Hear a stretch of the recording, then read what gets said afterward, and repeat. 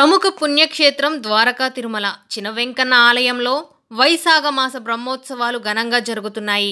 బ్రహ్మోత్సవాల్లో స్వామివారు 3వ రోజు యోగ శ్రీనివాసిని అలంకరణలో భక్తులకు దర్శనమిచ్చారు.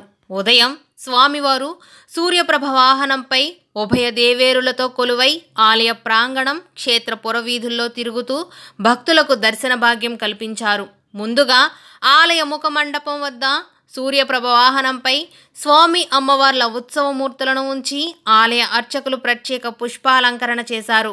అనంతరం అర్చనాది కార్యక్రమాలను నిర్వహించారు. స్వామి అమ్మవార్లకు హారతులను సమర్పించారు.